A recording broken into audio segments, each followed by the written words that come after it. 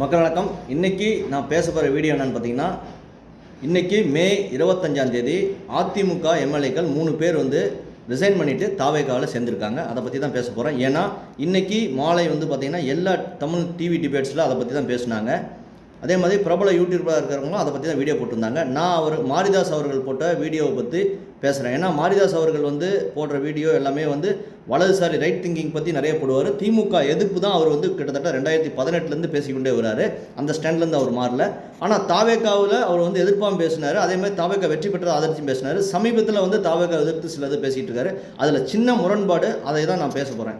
என்னன்னு பார்த்தீங்கன்னா, இன்றைக்கி தாவேகாவுக்கு அதிமுகலேருந்து ரிசைன்மெண்ட் 3 எம்எல்ஏக்கள் ஜாயின் பண்ணியிருக்காங்க. இது மாதிரி இந்தியாவில் எங்கேயுமே நடக்கலையா? எல்லா இடத்துலையும் நடந்திருக்கு. ஜார்க்கண்ட், பீகார்லாம் இது ரெகுலராக நடந்திருக்கு. ஏன் இப்போ 10 நாளைக்கு முன்னே இல்லை 15 நாளைக்கு முன்னாடி ஆம் ஆத்மி பார்ட்டிலேருந்து ராஜ்யசபா எம்பிஸ் 4 பேர் ரிசைன்மெண்ட் அடுத்த நாளே பிஜேபியில் ஜாயின் பண்ணிட்டாங்க. அந்த எம்பிஸை ராஜ்யசபா எம்பிஸை தேர்ந்தெடுத்தது ஆம் ஆத்மிக்காக ஓட்டு போட்ட எம்எல்ஏ மூலியமாக தான் தேர்ந்தெடுத்திருக்காங்க. அப்போது ஆம் ஆத்மி வெற்றி பெறணும்னு சொல்லி தான் அந்த எம்எல்ஏக்கள் ஓட்டு போட்டிருக்காங்க. ஆனால் இப்போ அவங்களுக்கு நிலைமை சரியில்லை, ஆம் ஆத்மி செய்கிறது சரியில்லை அப்படின்னு சொல்லி அந்த எம்பிஸ் ரிசைன்மெண்ட் பாஜகவில் ஜாயின் பண்ணியிருக்காங்க.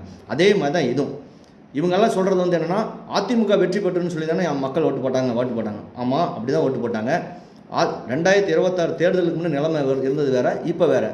2026 தேர்தலுக்கு முன்னாடி அதிமுக பாஜக கூட்டணி இருந்தது, திமுக தனியாக கூட்டணி இருந்தாங்க, தாவேகா தனியாக நின்றுது. இப்போ தாவேகாவோட ஜாயின் பண்ணியிருக்க கம்யூனிஸ்ட்டோ, விசிகா, காங்கிரஸ் எல்லாத்தோடையும் விஜய் ஏற்கனவே பேச்சுவார்த்தை நடத்தினார். அவங்க அந்த கூட்டணியில் இருந்துட்டாங்க, திமுக கூட்டணியில். ஏன்னா தாவேகா அப்போ எலெக்ஷனை சந்திக்கல, புது எலெக்ஷன். அவங்களுக்கு எவ்வளோ ஓட் பெர்சன்டேஜ் இருக்கும் என்ன ஏதுன்னு அவங்களுக்கு பயம். அதனால் அவங்க நம்பிக்கை சேரல. ஆனால் எலெக்ஷன் முடிஞ்சதுக்கப்புறம் பார்த்திங்கன்னா தாவேகா ஃபஸ்ட்டு டைமே 35% வாக்கு வந்தாங்க. தனிப்பெரும் கட்சியாக 108 சீட்டு வின் பண்ணிட்டாங்க. ஆட்சி அமைக்கிறதுக்கு அவங்களுக்கு தேவை 10 சீட்டு பத்தல. காங்கிரஸ் பார்த்தாங்க, நியாயமாக காங்கிரஸ் தனிப்பெருமான கட்சி ஆட்சி அமைக்கணும்னு சொல்லி வெளியே அவங்க சப்போர்ட் கொடுத்துட்டாங்க. கம்யூனிஸ்ட்டு, விசிகெல்லாம் லேட்டாக தான் கொடுத்தாங்க. கம்யூனிஸ்ட்கார தலைவர் பேபி அவர்கள் சொல்லுவார் என்னென்னா, திமுகவும் அதிமுகவும் சேர்ந்து ஆட்சி அமைக்காத சொல்லி எங்ககிட்ட பேச்சு வந்தது. அதனால தான் நாங்கள் தாவேகாவுக்கு ஆதரவு கொடுத்தோன்னு சொன்னாங்க. இதை திருமாவளவன் அவர்களும் இது உண்மைன்னு சொல்லி பேட்டி கொடுத்துருக்காரு மீடியாவில். அதே மாதிரி மக்கள் திமுகவுக்கு தான் தனியாக வாக்களித்தாங்க, அதிமுகவுக்கு தான் தனியாக வாக்களித்தாங்க. அப்படி மக்களோட எண்ணத்தை மீறி திமுகவும் அதிமுகவும் சேர்ந்து கூட்டணி ஆட்சி எடப்பாடி அவர்கள் முதலமைச்சராக ஆகலாம்னு சொல்லி மக்கள் வாக்களிக்கவே இல்லையே. திமுகவுக்கு தான் வாக்களித்தாங்க, அதிமுக தான் வாக்களித்தாங்க. அப்படி எம்ஜிஆர் தீய சக்தி அப்படின்னு சொல்லி கட்சி ஆரம்பித்தார் அதிமுகவை. அம்மா அவங்க உயிரோடு இருந்தவர்களும் திமுக ஒரு தீய சக்தின்னு சொல்லிட்டு இருந்தாங்க. அந்த தீய சக்தியோடு சேர்ந்து ஆட்சி அமைக்கலாம்னு சொல்லி எடப்பாடி அவர்கள் முடிவு எடுக்கிறது தவறு தானே. அதுக்காக மக்கள் வாக்களித்தாங்க. இப்போ அதிமுக எம்எல்ஏ ரிசைன்மெண்ட் போய் தாவேகாவில் சேர்ந்தால் மக்கள் வாக்களிச்சதா, இதுக்கு தான் வாக்களித்தாங்க, இது தப்புன்னு சொல்லி ஸ்டாலின் அவர்கள் பேசுகிறாருங்க. இது தூய சக்தி இல்லை, தூக்குற சக்தி, குதிரை பேரன் அவரெல்லாம் பேசுகிறார். அவரெல்லாம் பேசலாமா? 2016 நமக்கு நாமேன்னு ஒரு பயணம் ஸ்டாலின் மேற்கொண்டார். அப்போ கரூரில் போய் செந்தில் பாலாஜியை கேவலமாக பேசினார். கேடுகட்ட செந்தில் பாலாஜின்னு சொன்னார். அவர் தம்பி பாலாஜியை பற்றிலாம் கேவலமாக பேசினார் முதல்வர் ஸ்டாலின் அவர்கள்.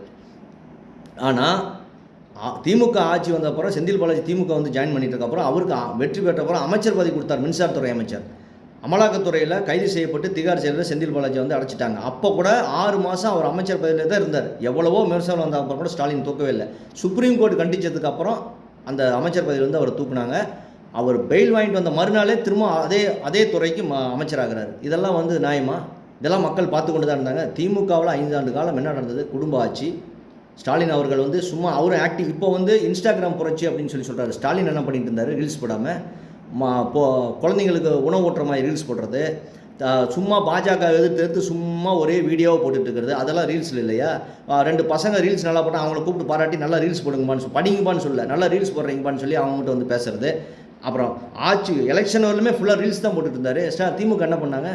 நம்மளை மீறி மக்கள் யார் வெற்றி பெற போகிறான்னு அவங்களுக்கு ஒரு தெனாவட்டு இருந்தது இல்லையா? ஆனால் தாவேகா மக்கள் வாக்களித்தாங்க. அது எப்படி இன்ஸ்டாகிராமோ என்ன புரட்சியோ, ஜனநாயக முறைப்படி இந்தியாவில் தேர்தல் ஆணையம் தேர்தல் நடத்துச்சு. எல்லாரும் வாக்கு மிஷினில் போய் விசிலுக்கு அந்த அழுத்தி தானே அந்த 108 சீட்டு வந்திருக்கு.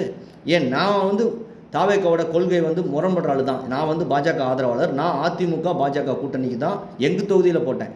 ஆனால் அந்த தொகுதியிலே விசில் தான் வெற்றி பெற்றது. அப்படின்னா மக்கள் நினைக்கிறாங்க விசில் தான் வெற்றி பெறணும். 50 வருஷமாக இவங்க 2 பேரும் ஆட்சி பண்ணிட்டாங்க, சரியில்லை, மாற்றி போடுவேன்னு சொல்லி மக்கள் பெருவாரியான பெண்களும் முடிவு பண்ணிட்டாங்க. வீட்டில் இருக்க குழந்தைங்களும் வந்து சொல்லியிருக்காங்க. அது என்னமோ ஒரு புரட்சி, எப்படியோ வந்து தாவக வெற்றி பெற்றாங்க. ஜனநாயக முறைப்படி வாக்களித்து தான் ஓட்டு மிஷினில் போட்டு தான் வெற்றி பெற்றிருக்காங்க. அதை நம்ம மதிக்கணுமா இல்லையா? இப்போ விஜய் அவர்கள் வந்து அந்த திமுக கூட்டணி கட்சியெலாம் வந்து ஆதரவு கொடுத்ததுக்கப்புறம் கூட்டணி கட்சியோட மே 10ஆம் தேதி முதலமைச்சராக பதவியேற்றுட்டார். பதவியேற்ற பிறகு அவர் சொன்ன அந்த அடுத்து பேசுனது என்ன சொன்னார்? என்னுடைய ஆட்சியில் ஊழல் என்று இருப்பது, எனக்கு பணம் முக்கியம் இல்லை, எனக்கு கீழே இருக்கவங்களும் அப்படி தான் இருக்கணும், யாருமே அந்த ஊழல் செய்யலாம் எண்ணத்தில் இருந்தால் அவங்க இப்போவே வந்து ஓடி போயிருங்க அப்படின்ட்டாரு. அப்போ 6 மாதம் கொஞ்சம் டைம் கொடுங்கன்னு கேட்டிருக்கு. 6 மாதம் டைம் கொடுத்தா நான் வெள்ளை அறிக்கை விடுவேன், எல்லாம் வந்து பண்ணுவேன் அப்படின்னு சொல்லியிருக்காரு. அதுக்காக நீங்கள் கோவை கற்பழிப்பு அந்த பெண் 10 வயசு குழந்தை பெண்ணை வந்து கற்பழிப்பு கொண்டதை நியாயப்படுத்தலை. 24 மணி நேரத்தில் அரெஸ்ட் பண்ணியிருக்காங்க, சார்ஜ் ஷீட் போட்டிருக்காங்க, அவனை வந்து ரிமாண்ட் பண்ணியிருக்காங்க. 27ஆம் தேதி வரலும் நீதிமன்ற காவலில் வைக்க சொல்லியிருக்காங்க. நடந்திருக்கு. முதல்வர் ஸ்டாலின் அவர்களும் முதல்வர் ஜோசப் விஜய் அவர்களும் அந்த குடும்பத்துக்கிட்ட பேசியிருக்காரு. ஸோ 1 மாதமோ 2 மாதமோ கண்டிப்பாக விரைந்து ஆக்ஷன் எடுப்பாங்கன்னு எதிர்பார்க்குறோம். அது கண்டிப்பாக நடக்கும். நடக்கலைன்னா பேசிக்கலாம். நரேந்திர மோடி அவர்கள் கூட 10 நாளைக்கு முன்னாடி என்ன சொல்லியிருக்காங்கன்னா, இந்தியா வந்து சும்மா ஒரு மிகப்பெரிய போராட்டம் தேவையில்லாத அந்த மாதிரி எங்கேயாவது புரட்சி மேலாம் பண்ணாங்க. இந்தியாவுக்கு வந்து நமக்கு வலிமையே வந்து ஒற்றை வீர புரட்சின்னு சொல்லியிருக்காரு. மிகப்பெரிய ஜனநாயக சக்தி இந்தியா அப்படின்னு சொல்லியிருக்காரு. ஏன்னா நம்மளுடைய இப்போ தாவேக்கா வந்தது காரணம் என்ன? இந்த ஒத்தை விரல் தான். ஏற்கனவே திமுக ஆட்சி 5 வருஷமாக நடந்தது இந்த ஒத்தை விரல் புரட்சி தான். அதுக்கு முன்னே நடந்த அதிமுக ஆட்சியும் இந்த ஒத்தை விரல் புரட்சி தான். இப்போ வாக்களிக்க உங்களுக்கு தாவேக்காவோட ஆட்சி பிடிக்கலையா? 5 வருஷத்துக்கு ஒரு தடவை தேர்தல் வந்துட்டு தான் இருக்கும் போது, தேர்தல் வரும்போது மக்கள் மாற்றிட போகிறாங்க. நீங்கள் ஏன் அதுக்கு முன்னே குதிக்கிறீங்க? டெய்லி இதுங்கிறது இளைஞரணி மீட்டிங்னு போடுறது, அது போடுறது, இதை போடுறது, விசிலில் வந்துட்டான், காங்கிரஸ் வந்து முதுகில் குதிரிச்சு ஒட்டுண்ணி அப்படிங்கிறது. ஏன் அந்த காங்கிரஸோட தானே 2004 to 2014 10 வருஷம் கூட்டணியில் இருந்தீங்க. அப்போ நீங்கள் 40க்கு 40 சீட்டு வாங்கிட்டீங்கன்னு அங்கே போய் கலைஞர் அவர்கள் ஒரு வாரமாக உட்காந்துருந்து வேணுங்கிற துறையெல்லாம் வாங்கிட்டாரு. நெடுஞ்சாலைத்துறை, கப்பல் போக்குவரத்து துறை, தகவல் தொடர்பு, இந்த மாதிரி நல்ல பண வர துறையெல்லாம் வந்து வாங்கிட்டு. அப்போ தெரியலையே காங்கிரஸ் வந்து ஒட்டுண்ணி அதுன்னு தெரியலையா? ஸோ கூட்டணி கட்சியில் வந்து எங்களால் தான் அவங்க வெற்றி பெற்றாங்க, உங்களால் தான் அவங்க வெற்றி பெற்றான்னு சொல்லவே முடியாது. அந்தந்த கூட்டணியில் அந்த தொகுதியில் யார் இருக்காங்களோ மக்கள் அதுக்கு தான் போடுவாங்க. அதுதான் தனியாக நின்று வெற்றி பெற்றால் திமுக அதெல்லாம் பேசலாம். திமுக இது வரலும் கட்சி ஆரம்பிச்சதுலேருந்து ஒரு தேர்தலில் கூட தனியாக நிற்கல. அதனால் திமுக அதை பற்றி பேசுகிறதுக்கு தார்மீக உரிமையே கிடையாது. பாஜக கூட தமிழ்நாட்டில் 2-3 சட்டமன்ற தேர்தல் தனியாக நின்றுருக்கிறாங்க. ஒரு எம்எல்ஏ வாங்கியிருக்காரு. 1997 எச் ராஜா இருந்தார், அதுக்கு முன்னே ஒருத்தர் இருந்திருக்கிறாரு. ஸோ திமுக வந்து இதை பற்றி பேசுகிறதுக்கு அவங்களுக்கு வந்து எந்த அறிகுறியும் கிடையாது. அதிமுகவுக்கும் அதிகாரி கிடையாது. எடப்பாடி அவர்கள் வந்து செய்தது நியாயம் இல்லை. முறைப்படி திமுக அப்படி கேட்டிருந்தா கூட நான் கூட்டணி அமைக்க மாட்டேன்னு சொல்லி அவர் நியாயப்படி பார்த்துருந்தா தாவேக்காவுக்கு ஆதரவு கொடுத்து அவர் வந்து வேறு துணை முதலமைச்சரோ ஏதோ மினிஸ்டர் போஸ்ட்டோ வாங்கிட்டு நியாயமாக வந்து செஞ்சுருந்தா வேறு மாதிரி இருக்கும் அரசியல். அதை அவர் செய்யலை. அவருக்கு முதலமைச்சர் ஆகணும், அதுக்காக திமுக கூட சேர்த்துணுன்னு முடிவு பண்ணிட்டாரு. எதிர்காலத்தில் வந்து திமுகவோட கூட்டணி சேர்ந்து தேர்தலை சந்தித்தா கூட நம்ம வந்து ஆச்சரியப்படுறதுக்கு இல்லை. அந்த மாதிரி தான் எடப்பாடியோட மைண்ட் செட் இருக்குது இப்போ. அப்படி இருக்கும்போது எடப்பாடியோ முதல்வர் ஸ்டாலின் அவர்களோ தாவேக்காவை பற்றி பேசுகிறதுக்கு எந்த வகையான உரிமையும் கிடையாது. எம்எல்ஏகள் வந்து ரிசைன்மெண்ட் வந்து தான் தாவேக்காவில் சேர்ந்துருக்காங்க. அது நடந்த இடம் வந்து சட்டசபையாக போயிடுச்சு, அதாவது தலைமைச் செயலகம். அங்கே வந்து நடந்துடக்கூடாது. பனையூர் இன்னைக்கு மாலை வந்து ஆதவ அர்ஜுனா வந்து பனையூரில் அவங்க கட்சி அலுவலகத்துலேருந்து ஒரு பேட்டி இதை பற்றி கொடுத்தாரு. அந்த இடத்துல வந்து கூப்பிட்டு அவங்கள வந்து தாவேக்காவில் நினச்சிருந்தா அது நல்லா இருந்திருக்கும். தலைமைச் செயலகத்தில் பண்ணது தவறு, அது ஒழிய மற்றபடி எதுவுமே தவறு இல்லை. 6 மாத காலம் டைம் கொடுக்க வேண்டும்.